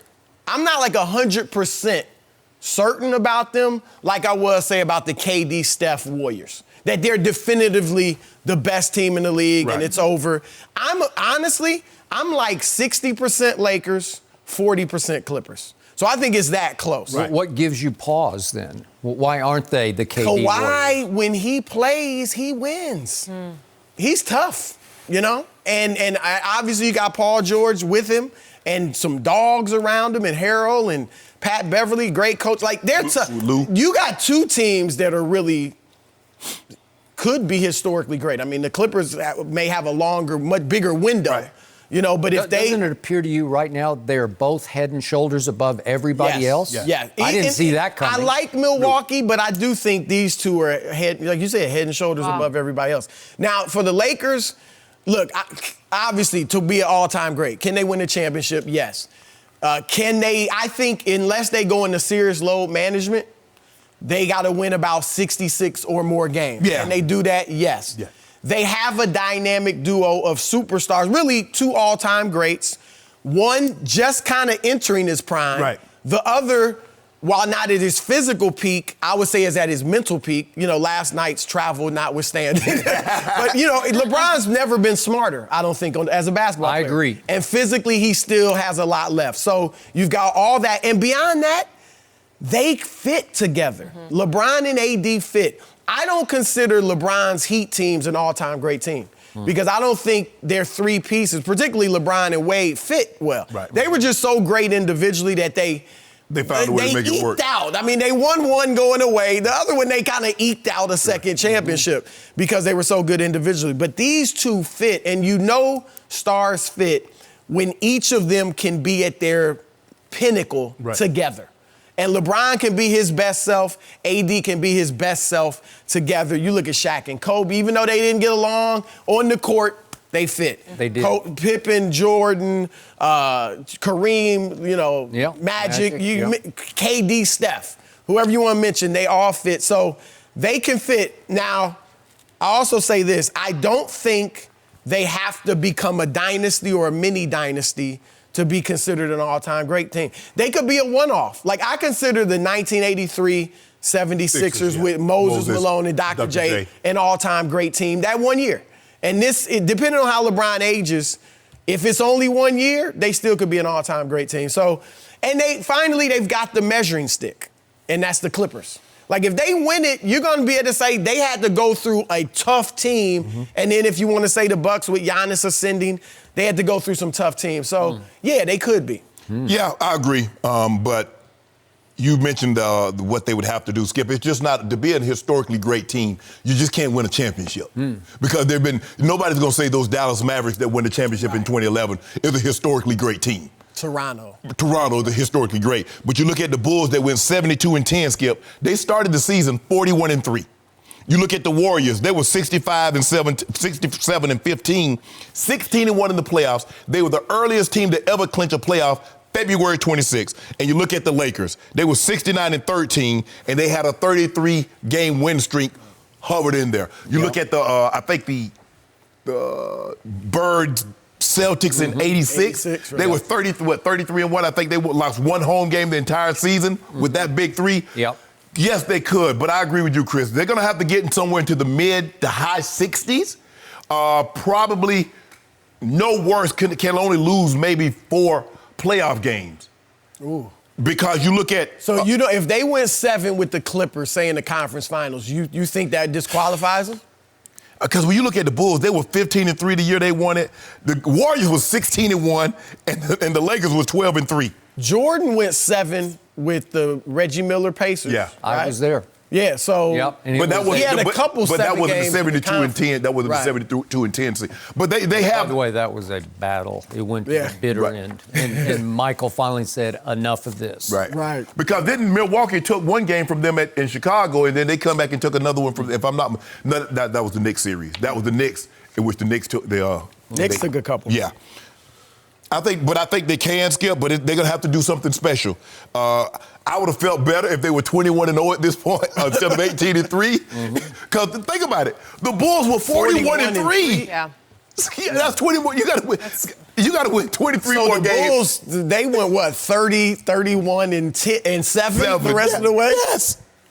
So I'm here to admit, even though we're barely into December, this team has the look and feel of historically great to me. I'm shocked by how good, how fast this team has been. Because you know and I know what happened to the Heatles the first year that LeBron joined D. Wade and Chris Bosh in South Beach. 9-8. 9-8 happened. And boy, it was gnashing of teeth and wringing of hands and what have we wrought. And they just couldn't figure it out for what seemed like the longest time. But 19-3 is pretty great. And the shock to me, the two shocks. Number one, LeBron does look like he's got a whole lot left in his tank that I wasn't sure about. I had to see it to believe it, but I am believing it. And Anthony Davis has embraced the Staples Hollywood stage in ways I did not see coming, because his body language looks different to me. It's looking like a superstar who has come of age right before your very eyes. I think it's the LeBron impact and effect where he is so comfortable. He is feeding and vibing off LeBron's greatness, his obvious greatness, and thinking, man, I belong. This guy has blessed me because he keeps saying, I'm the great, I'm the defensive player of the year. I'm this, I'm that. The offense is supposed to come through me? Really? Right. Okay, I can do this. Right. And he is playing with a supreme confidence I never saw in New Orleans. Maybe he never was quite happy there. Maybe he thought he was kind of out in the sticks, so to speak. Maybe he felt like he was in a minor league town. And He's like, I'm an A-list actor in a B movie. Yeah. Well, So and I think you said it, Skip. He's got a big brother now. He's got a big brother. I don't think he'd be doing who has this by taken himself, him under his wing. Right. And they become, again, I don't hang around with them, but it sounds like they become very close off the court. Yes. Right? Like I keep reading they go out to eat all the time together. Skip, you remember that play he made last night where the guy faked him up and thought he had a three and AD hit the floor and bounced right back up and blocked the shot from Well, it behind? was Bogdanovich. I think we have that play, by the way, and it was a hellacious great play. question. And you want to talk about effort here? Because the play starts with Anthony underneath, and he has to go clear out and go chase him in the corner. Look at this. Whew. And then he comes right back. This is all guts. This is all desire. And again, I know it's way early and probably premature, but so far, he is the defensive player of the year. Oh, yeah. He's dominating, Yeah, man. it's not even close. After what he did to Jokic the other night. Right. And pretty much what he did to Gobert last night. Oh, yeah, it was Stifle Tower. Come on. Well, Stifle come get him. He got just pull him away from the basket. right? I'm glad you brought up AD, Skip. I think he's the key to this whole thing. Now, I think LeBron is their best player and their most important player. But look, let's face it, they got to go through the Clippers. So when they meet, let's say in the Western Conference Finals, as good as Kawhi and Paul George, and you can add Mo Harkless and Patrick Beverly are, when they are on LeBron, LeBron's going to average at least 26, 10, and 8. He's in that series, 26 points at least, 10 assists, 8 rebounds. He's going to do it. The key is AD. They've got nobody to match up to AD. And I like what you're saying, and I agree.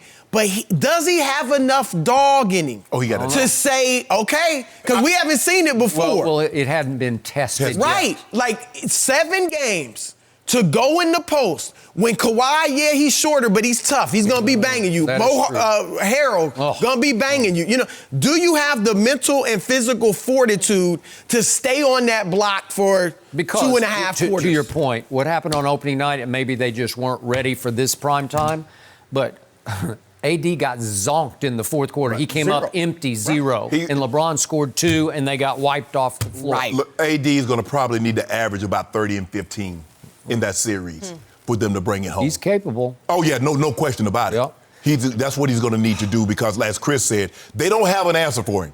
They don't have anybody. Zubac might be big enough, but he's not skilled enough to step out the paint. And he can pull him away like he did with Gobert. He's like, I'm not finna go in there and try to post you up, but from 10, 15 on out, you can't do anything with me out here. Well, as my man Jared Dudley tweeted right after the game, I think he tweeted from the locker room. Yeah, he said what? Have we still not played anybody? Question mark. Hey, Doug, you see Doug come and firing that 3. Yeah. Put the hand and let that 3 go, Doug. Jared, did you have anything to do with that? I don't know. Don't do that. You got to watch. You got the best seat in the house. You saw that man had him a couple of rebounds last. Let me see what Doug's stat like. Did he? Let me see what Doug's stat like. He's key in the locker room, though. Wow. Hey, he's key in the locker room. +4, had a steal, hit a 3. Look, the reason I got to give it up is that guy. the 2 toughest places to play to me, at Denver, at Utah, and you go back to back and just wipe them out. It was impressive. That's impressive. Because I was with you. Look, I believed in them, but I was saying they haven't really beaten anybody yet. And now they have. By the way, they don't have Avery Bradley back yet, and he can really defend on the perimeter, so that's going to upgrade you a little bit. And Rondo has found his way back in as the backup point guard. And did you see what he had? 14, 9, and 12 assists last night. That's sensational. So you combine those numbers with LeBron's, you got something. Skip, he and AD has a chemistry because when they come in, when Rondo comes in, AD gonna catch 3 lobs. Right. He gonna catch 3. He gonna get 6 easy points because Rondo, they at half court and Rondo just looking. AD comes like he's coming to set a pick. Wheels back, and bam. Okay, and last quick point, because I got to give it up, because I do. When I see it, I will say it. LeBron is now ranked 5th in defensive win shares in the whole league, and he finished last year. He finished last year 203. 203 to 5th. Yeah, I appreciate that. Wow, Skip, that's what we do. I told you that. Yeah. I told you, your head hard. Okay. I said, LeBron want veteran players. He want players that understand. They ain't all about to go into the clubs and be doing karaoke and Top Golf and all that other stuff. LeBron about winning them championships. Really? A lot of the all-time great teams have had great players past their prime, the role players. Yeah. The 86 Celtics had Bill Walton. Well, you got that. McAdoo was with the Lakers at one point. Like Michael Thompson. Rondo, Dwight Howard, by the way, Dwight Howard. What's gotten him there? Dwight Howard throwing everything out of there. He's doing what teams have wanted him to do for the last 5 years. But he's 7 and 7. Just rebound and defend. 7 and it's great. Right. Just that's all you got to do. Don't worry about being alive. He hit a 3, and he hit a shot. And he's got purple hair. Now, all that said, Clippers at Milwaukee on Friday night. That's a finals preview. Right? Yeah, that's a finals preview. I thought you were changing your pick. No, I wasn't changing my pick. I just love You're getting a little worried. You're getting a little worried. Well, we're going to see what y'all just putting up an unbelievable number. You know what? But he's going to have to guard AD. You know what? He's going to have to guard AD. He does look like he's growing up, though. Things are interesting in LA. He's MVP right now. And that's the best part about this. No mercy. The San Francisco 49ers have suspended radio analyst Tim Ryan for 1 game following inappropriate comments he made about Lamar Jackson having an advantage using play action because of the color of his skin. Ryan made the comments Monday on his weekly radio appearance. Take a listen. He's really good at that fake, Lamar Jackson. But when you consider that when he's his dark skin color with a dark football, with a dark uniform, you could not see that thing. I mean, you literally could not see when he was in and out of the mesh point. So Tim Ryan has since issued an apology, but Shannon, I know that you know him. So what was your reaction when you heard this? I was surprised. Tim Ryan and I got drafted in the same year. We came out in 1990. He went to the USC, got drafted, hired. I think he went in the 4th round, maybe second round, maybe even the 4th round. But he went to Chicago, Skip. And after I retired, he and I did radio together on Sirius Satellite Radio. So I kind of know him a little bit. And when I first heard it said Tim Ryan, Skip, I was thinking, Tim Ryan, there's another Tim Ryan that used to do play-by-play. And I'm like, but he'd be kind of old to be doing the 49ers, play-by-play. And then I looked it up. I said, oh, okay, I know Rhino. And so I was surprised. I'm surprised that, and he was like, just leave it alone. He's really good at that fake. Well, normally, Skip, play action work when you can do what? When you can run the ball. You got Lamar Jackson that can run it. You got Mark Ingram that can run it. You got Gus Edwards that can run it. And they're one of the top 2 or 3 running. They're the number 1 running team at over 200 yards a game. But when he brought that into the play. So should we think the reason why a lot of white baseball players are successful because people can't see the baseball coming out of their hand? White pitchers? Yeah. Come on, man. Stop that. Stop it. They were really good at that. I got a clip, Skip. I pulled a clip. And I'm going to show you, and I need somebody to explain to me, why did this fake work so well? I got the clip, Broncos against the Cowboys. You remember this, Skip? Look at this. The camera's gone. The camera doesn't even know Peyton Manning had the ball. Now, Peyton Manning got on a blue uniform. He's white and the football's brown. When you can run the football, when Peyton was in Indy, the way their play action worked so well, Skip, because they did a wide play action. It was like Peyton was running as fast as he could to try to stick the ball in Edgerrin James' hand. And everybody was trying to get over the top of it. And then he pulls up, and there's Reggie Wayne, there's Marvin Harrison being wide open. Skip, when you can run the ball, and these guys have gotten really good at it. Tom Brady's really good at play action because he doubles up like he's handing the ball off. Aaron Rodgers, Drew Brees, guys have gotten really good at sleight of hand. And that's what it is. When you can run it, you can be good at this. I just think that he was making a good point that Lamar Jackson, because this offense is similar to what he ran in college, is really good at sleight of hand. But when he threw the complexion of the guy's skin and the ball and the jersey, that's where he went a little bit too far for me. But he made a mistake. He apologized. Like I said, I know Rhino a little bit, and I was surprised that came from him. But he apologized, and I don't really think he meant anything by it. So you know him well enough, you call him Rhino. I do. Yeah. Usually when you're around somebody that much time, you get the drift or you sense the possibility they would be capable of making that statement, but he did not give you that impression Nope, at all? No, none. Interesting.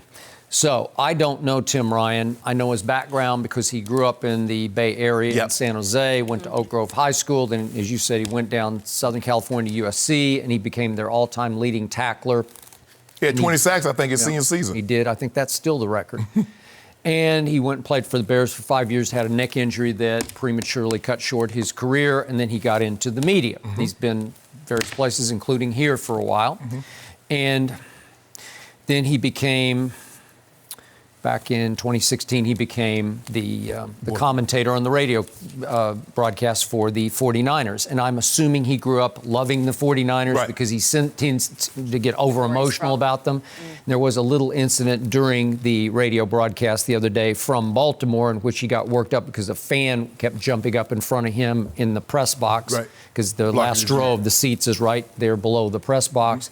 And he yelled at him, "You got a big mouth too, shut up. I've had enough of this guy standing up in front of us the whole game." And then he said, "Sorry to the fans out there, my goodness." So he does tend to go off the hook occasionally. But I'm not giving him any excuse for that. No, there's no excuse for it. Look, I don't know what to say about this. It's not the magnitude of Riley Cooper having a few drinks at a country concert and using the N-word, plural. And getting captured on cell phone video as saying that. So it's not that magnitude, but... What was the Dodgers guy, Skip, the general manager, that said... No, Al Campana. Yes, it's not that. About can't swim, as I recall. Or what, couldn't manage, it was he said something like that, or they were bred to do certain things. And so I don't know what his point was. Is he saying Lamar has an unfair advantage because of his skin color, because the ball gets somehow... Well, if that was the case, there should have been a lot more black quarterbacks in the 50s, 60s, and 70s. It's true. You got it. Bingo. So the only silver lining to this for me is every time these things, these comments rear their ugly heads, the only positive upshot is maybe it wakes up a few more people to say, maybe it sensitizes people out there. What are you doing? What are you thinking? What are you saying? How can you be this out of touch? How can you say that? How can it part your lips? You know, like pass your lips. I don't think. And what role does Lamar Jackson's legs play in this? I think that has a lot to do with it too. Well, I would agree. But like I said, Skip, I know him. I hadn't spoken to him in a long time, and we did radio for 3-4 years together. So, like I said, I got a good sense. We're on location a few times, and so I've been around him in his presence, and I never gathered this. Now, I can't speak to what a guy would say in his own home, but I'm saying around me, Skip. I never got that from him. Okay, so I'm sensing from you, because you feel very strongly about any of these sorts of comments, that you would be willing to give him a second chance? Yes, I would. Yes, right. yes, I would. So you would accept his apology and that he should be reinstated and get... That's going to be, he should reach out to Lamar Jackson. Well, that's what he should do. I mean, apologizing to the people that were listening is one thing, but you need to call him and explain to him that you didn't mean anything by it, and you were just trying to, and I know what he's trying to say, Skip, but like I said, you got to leave in certain situations. You got to leave. I mean, when you start talking about race, is still a touchy subject, Skip. Should be. It's still touchy, and people, especially now, people are really hypersensitive. Just the guy's really good at this. I mean, they can run the football, and he's gotten so good at sleight of hand because now, I mean, what he's doing. I mean, you watch Lamar. He'll take the ball, have it in his right hand, but he'll take like he had put his left hand in Mark Ingram's belly, and he'll put the ball by his leg. Well, Mark Ingram rolled over. You think he has the ball. Yep. And then here he is peeling out of the back. That's why it's so hard. That's why you have to play your responsibility, Skip. You do. And sometimes 24, the DB had his responsibility, played perfect. Lamar's not even looking at him. And what'd he do? Juke him out of his shoes. So you can play it right. If you play it wrong, you got no chance. And even if you play it right, he can make you miss. But like I said, I know Tim a little bit. I've never got this from him, being around him in his presence. Okay. And so, Skip, I don't think this should be a death sentence. I don't think the man should lose his career over this comment. Well, my final takeaway is I keep telling you, and this is the reason I'm offended by even where he's starting to go with this comment. Lamar Jackson is not yet getting enough credit for his football IQ. Right. He is a wizard. Right. Decision-making. I'm starting to see Brady Payton sort of consistent decision-making, not only at the mesh point, but in choosing the best open receiver. Right. He's deadly accurate. He is slicing and dicing everybody up, and they're playing some good teams, and he's dominating this sport mentally as well as physically. Skip, he's going to break Michael Vick's rushing record.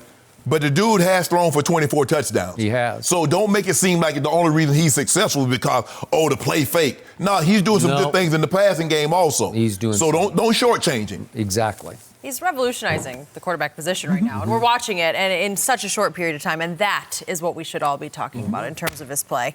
All right, well, I appreciate that conversation from both you guys. No mercy.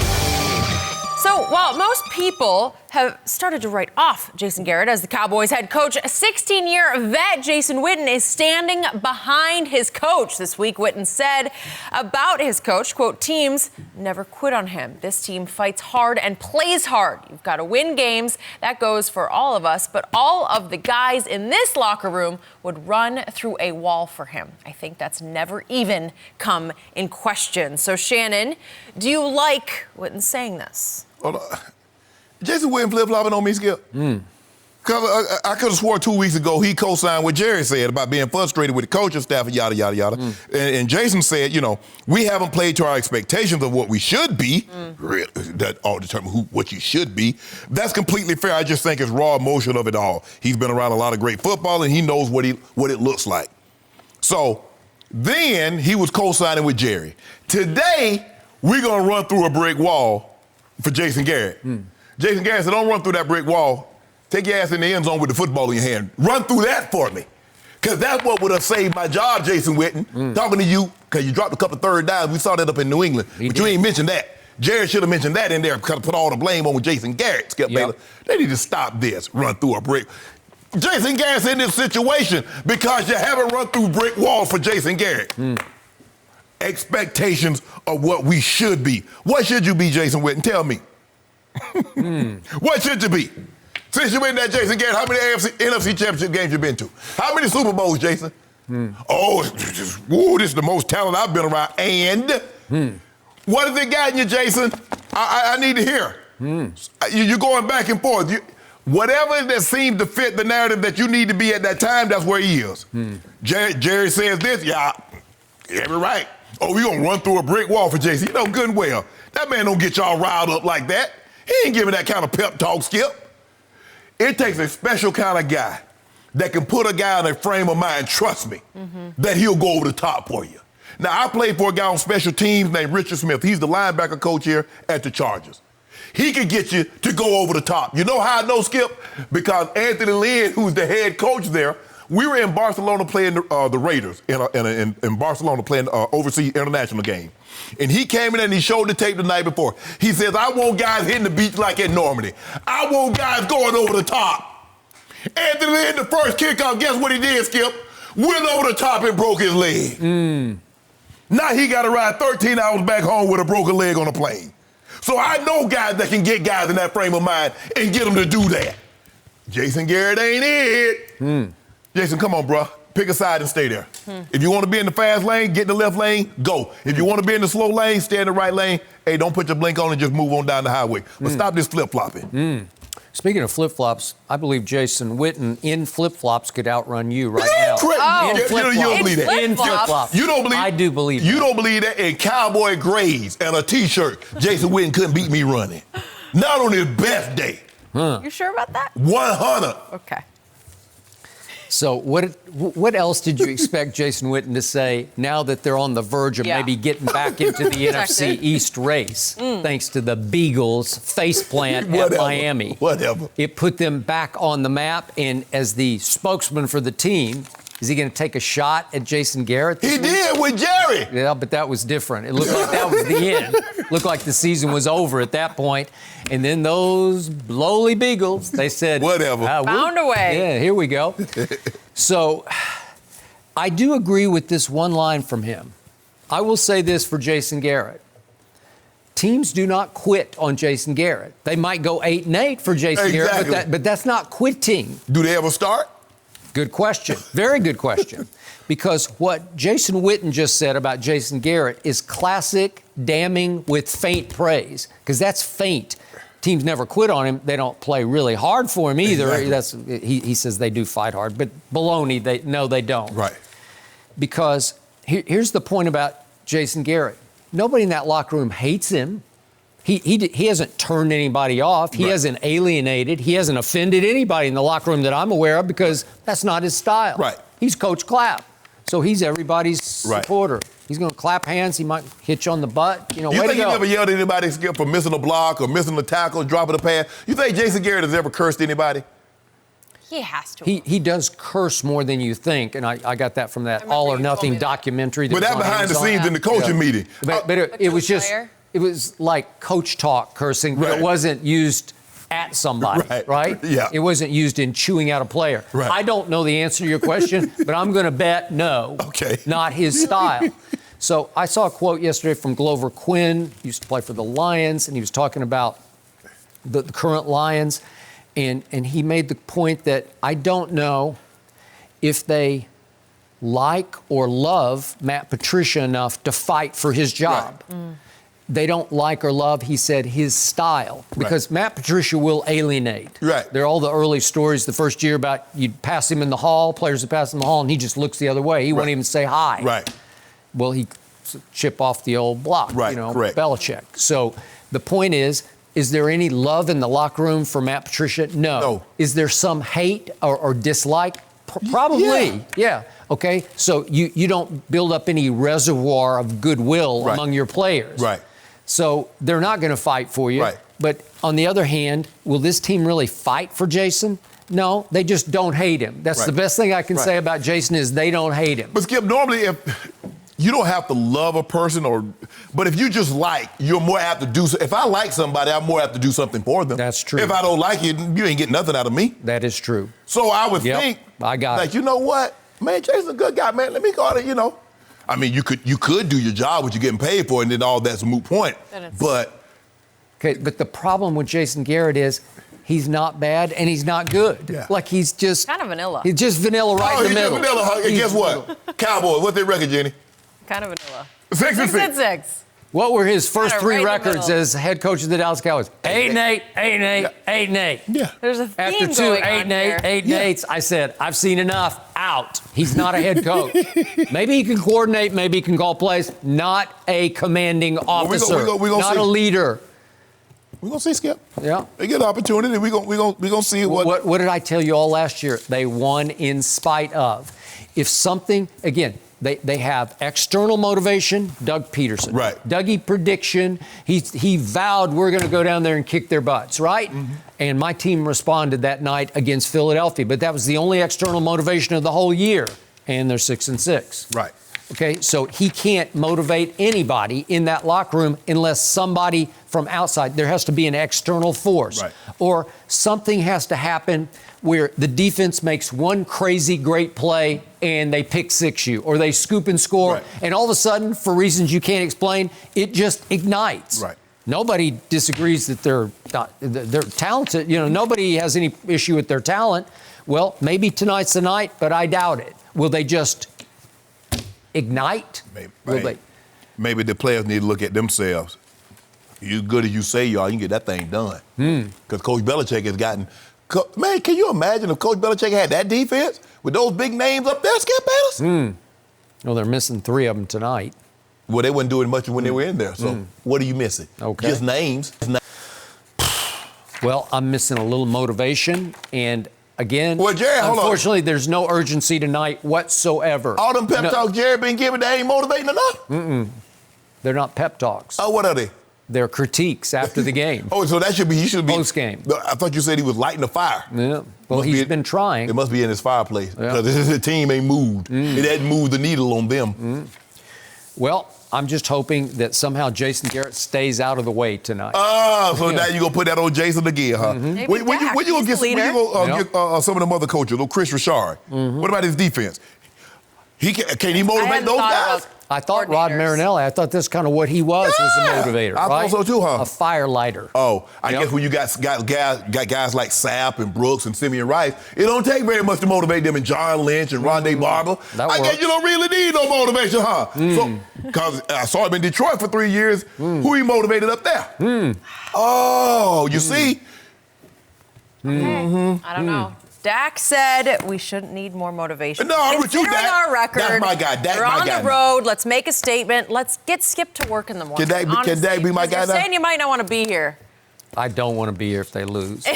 Oh, you But won't be. Interesting. if they lose, all is not lost. That's Yes, the it is. problem. It's There's lost. no urgency Oh, whatsoever. yeah. Tomorrow will be lost for you. How do you figure? Considering- Because you won't go get your customary slice of one pizza. There'll be no movies. You'll be all mad at Ernest, and Ernestine will be all mad at me. I had my customary slice yesterday because it was my Birthday birthday. treat. Oh, okay. That was it. So I'm maybe good. that's a good thing. I'm Maybe good for that's the a new season. tradition. man. Yeah. Maybe you need to reward yourself more if they have a good game tonight. That could be a new thing for you. Guess what? If they lose tonight and he ate that slice of pizza, no more pizza the rest of the year. No more pizza. I can live with Cowboys, that. a lot rides on you tonight. No mercy. Dak Prescott has been arguably the biggest bright spot for this year's Cowboys, who have now lost 3 of their last 4 games. Dak has averaged more than 350 passing yards and 2 touchdowns per game over that span. In those same 4 games, Ezekiel Elliott has averaged only 62 yards a game and has only 1 rushing touchdown, which came in their lone win. So Shannon, is tonight going to be more about Dak or Zeke? Well, Skip, I took the Bears. You know that. But I know you said you want Zeke to have 30, 35 carries. But this is really an Amari Cooper game. And if it's an Amari Cooper's game, it's a Dak's game. Because Dak's going to have to somehow find a way, Skip, to get the ball into the end zone. They need to do that early. I think when you're a team and you're kind of struggling, the longer you go into the game and you don't produce points, the more it starts to seep into your mind, here we go again. And for whatever reason, Skip, they cannot get off the fast starts on the road. They did early in the year. I think they played the Giants. No, they played Washington. They got off to a fast start. But normally what we've seen over the last 6, 7, 8 weeks is them getting off to slow starts. 3 points in the first half. Well, now, against Buffalo, they just roared right down the field, and I thought, oh, we got this. Yeah. You know what? They thought we got this. They did. And they don't got this. They don't got that. And so the thing is that I'm not saying that he needs to force feed Amari the football, but they got to find a way to get him some easy throws. Put him in a bunch formation, stack him, put him in motion, but find ways to get him easy throws, to get him confident, because it seems to me with any receiver, Skip, their rhythm, football is still about rhythm. And if you give a guy football early, you let him know. But they go first quarter, second quarter, here we are, and Amari doesn't have a target, doesn't have a catch. Now he starts to drift. Try to find a way to get him the ball early. That's Kellen Moore. That's your job, is to find a way to get Amari involved in this offense. And Dak is going to have to find a way to get the ball into the end zone. Skip, as simple as that. On the road, get out to a fast start, make the home crowd start booing the home team, and then you're home free. Because I believe if they were to get down 14-0 like they got down in Detroit, it might be a different story. Because the Chicago fan is going to be a little restless. They kind of fed up with Mitchell Trubisky. They kind of are. Sure. And so the Cowboys, that would be my thing. Let's start fast, put the pressure on them, force them into a few turnovers, and then we can coast this game home. So I believe it's going to be a Dak type of game. So I'm going to say this one more time. This is not a must-win for my team, thanks to the Beagles. This is not do or die tonight, because it really doesn't matter record-wise if they lose tonight and even lose to the Rams, because all they have to do is go to Philadelphia and win, and I believe they can and will. And then all they would have to do is come home and beat the Redskins, and I believe they can and will, and they would win a home playoff game. So given that there's no real sense of urgency, what I would like to see tonight is a flipping of the script, because this team suffers an identity crisis when push comes to shove. When the play needs to get made, they're not sure whether quarterback or running back. Whose team is it? Right. Dak's team? Zeke's team?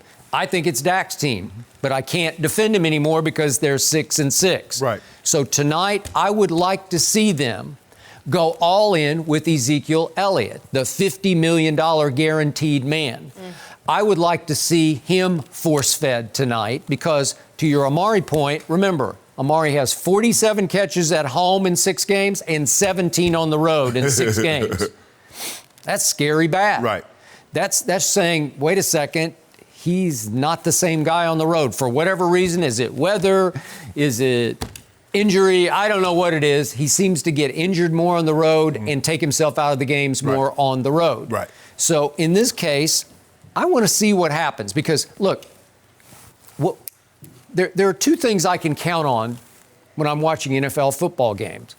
Number 1 is Baker Mayfield Progressive Insurance commercials. Can I not count on them? They're just relentless. They're just everywhere. All kinds of versions. It's Baker's house, right? And you have to protect your house, blah, blah, blah, blah, blah. We see it over and over. The other thing I can count on is Zeke on first down. Handoff, no gain.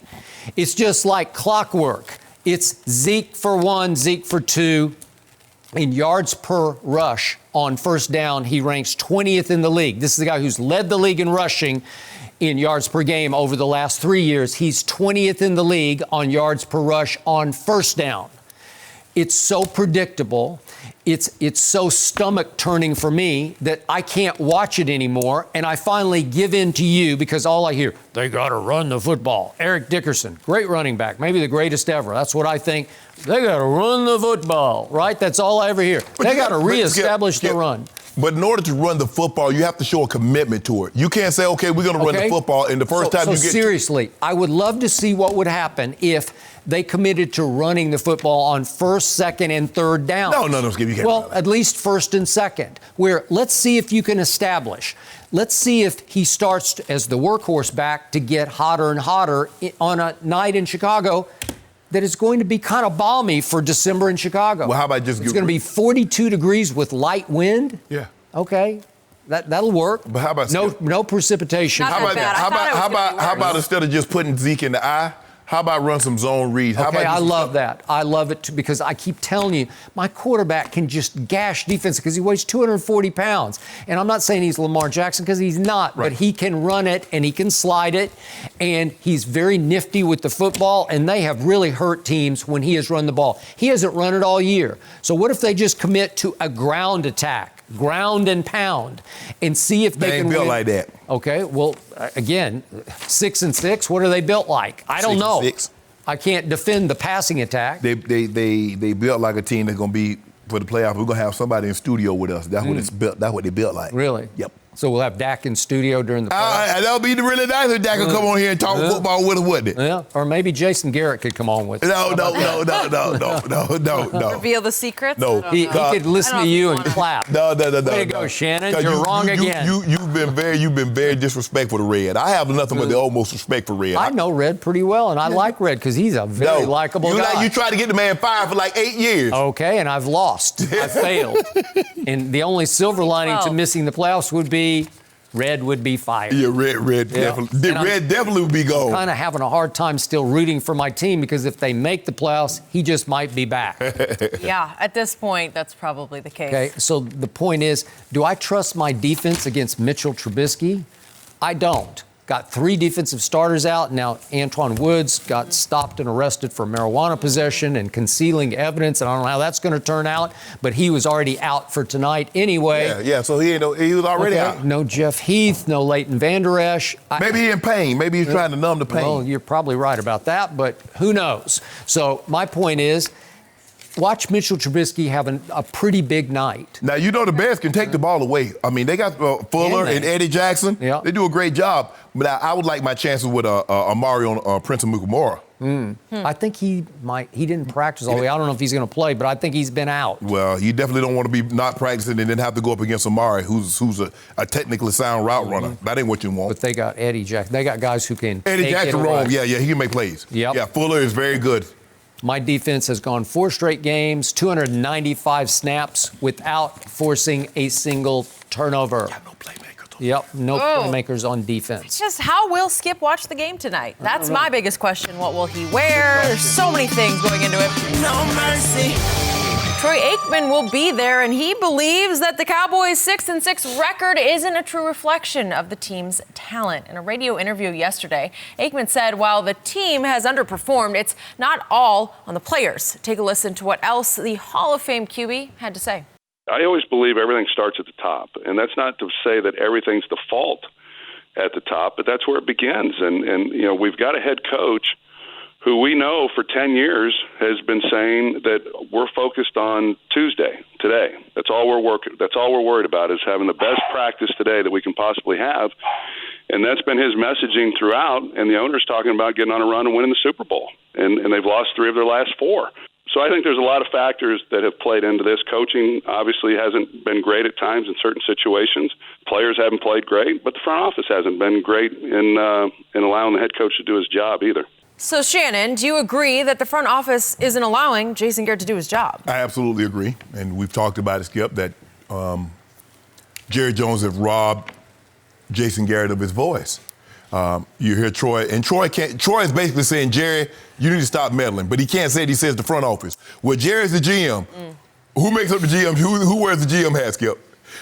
The front office is the VP. Who wears that hat, Skip? So basically he's saying, Jerry, if you get out the way, let Jason have his voice, we might can get some things done. But you won't do that. You want all the credit, none of the blame that comes along with that. Skip, and I agree with Troy that you should, most great corporations, they evaluate themselves from top to bottom. Sure. Not bottom to top. Okay. Something's going on, they're like, oh, it gotta be the workers. That ain't how they do it. It's like, okay, what's going on to cause us to be in a position that we shouldn't be in? What are we doing? What am I doing? That's how most great operations, teams, corporations, whatever, that's the way they do it. But this is not, they always say, well, football is a business.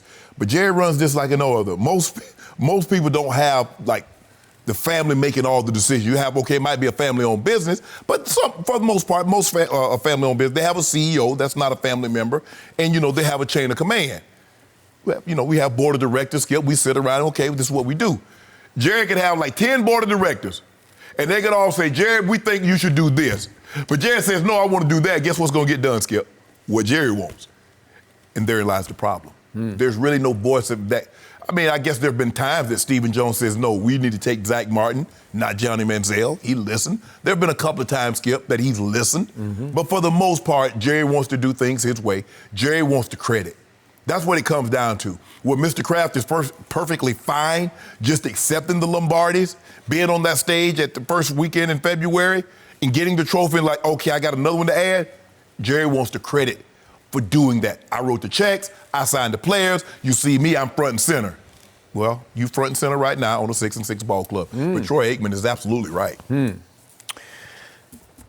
Unfortunately, he is so right that as a lifelong Dallas Cowboy fan, this tears me apart to know deep down my team has to get on that run in spite of the owner, general manager, and in spite of his puppet coach. Jason Garrett's a puppet coach. He's not good, he's not bad. He just keeps clapping and he keeps his head down. As Troy said, every Tuesday he just does what he's done for 10 straight years on Tuesday. Trying to get better on Tuesday. We got a game plan. We got to get ready. We got to get ready to go up to Chicago. And there's no inspiration to it. There's no detonation to it. He just keeps on keeping on doing the same thing. And Jerry's very content with that because Jason is such a nice young man. Still a young man to Jerry and like a son to him. But what do most commentators, most experts around the league agree upon? Oh, the Cowboys! I hear this Loaded with almost talent. every day. They're as talented as any team in all the league. Really? Okay, so now they're polarizing on two levels. They're love-hate polarizing to America. That's why they're America's team. But their very record is polarizing because it's almost inexplicable. Wait, they're the most talented team, but they're 6-6.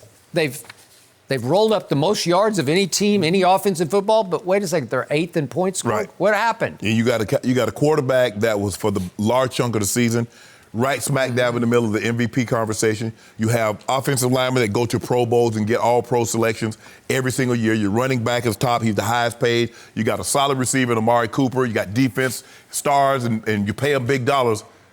But for all that, you're 500 ball club. Okay.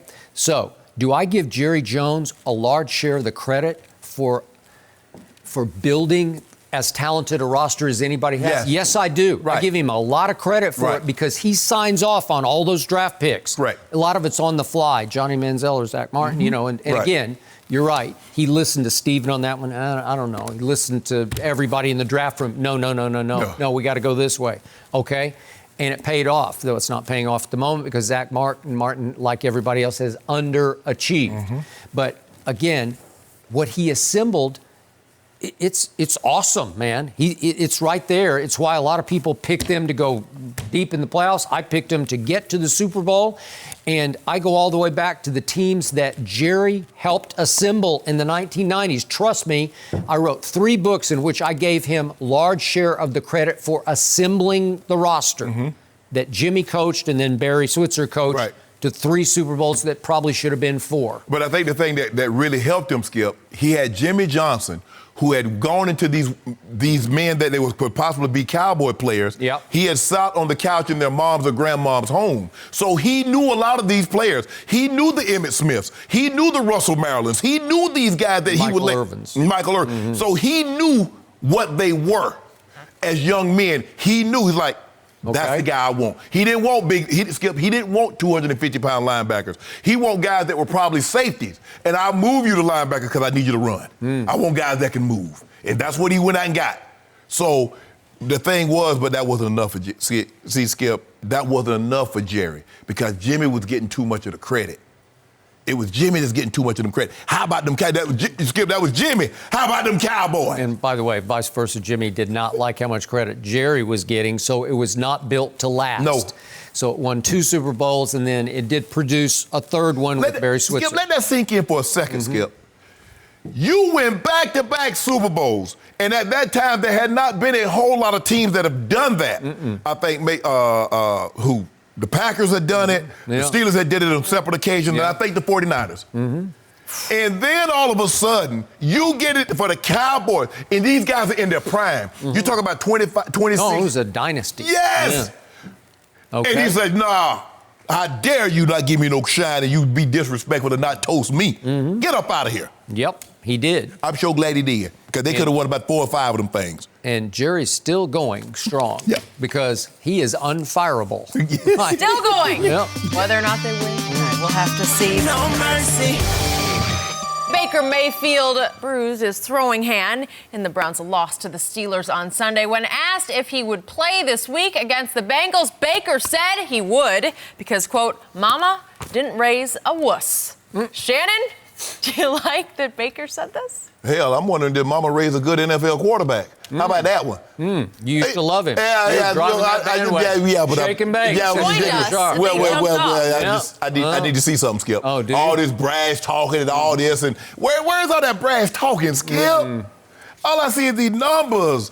He's regressed, and a part of the reason why the Cleveland Browns have not lived up to what many, myself included, thought can directly be attributed to the play of their quarterback, which has been abysmal the majority of the time. I can only think of one game in which Baker Mayfield played extremely well, and that was against Lamar Jackson and the Baltimore Ravens. And it wasn't that great, but it was better than the rest of them. Well, he had 342 and a couple of touchdowns. Yeah. But Skip, hey, bruh, show me something. So Baker's in the mode right now of, don't say it anymore. Don't tell me you're a tough guy, because that's what he's saying is, I'm a tough guy. Mama raised a tough guy. Well, don't tell us. You better show us. Right. You're 5-7. You got to go show us. Those clever one-liners work. I'm feeling dangerous. They work when you're winning. Yeah. Or at least when you're kind of shocking the world. He ain't been dangerous this year, Skip. Has not been dangerous at all. And so, in the end, you did pick them to win the division. I did. They're a big disappointment because they're 5-7. Yeah, they might be third in the division. Mm-hmm. And Steelers lost Roethlisberger and Le'Veon and Antonio Brown and Connor's out. And guess what? After starting the season, 0-3, Mike Tomlin got. See what coaching can do for you, Skip? See what coaching can do for you? Well, what happened to Baker Mayfield was he had an incredible run once he got the starting job, once Hugh had disrespected him in his eyes, and he took it out on Hugh and took it out on the NFL, and he became the it kid in the NFL coming into this year. He was like #1 in jersey sales and We're going to have to see it on the field. No mercy. Thanks for listening to the Undisputed Podcast. I'm Jenny Taft. Join us again at the same time tomorrow morning, 9:30 Eastern. We'll see you then. Fox Sports. One of one.